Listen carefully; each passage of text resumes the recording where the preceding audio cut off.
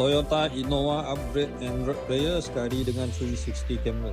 Okey, ni Innova sudah siap pasang Android player di X-Pro. Okey, mari kita tengok apa yang ada dalam player ini.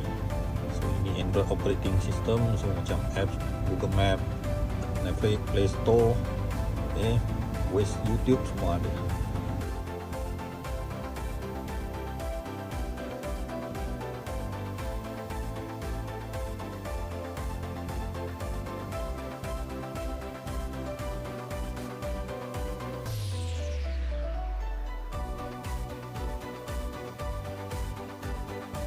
Lagi player ni dia boleh support Apple CarPlay function. Inilah Apple CarPlay. Okay, selain daripada Android player, kita upgrade juga 360 camera. So inilah 360 camera dia.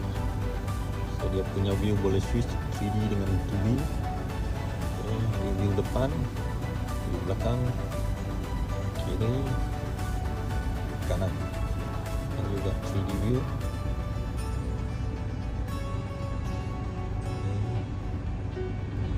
Kawan-kawan yang pakai kereta Innova, kalau nak upgrade Android player sekali dengan 360 camera, boleh datang kita punya kedai Drex.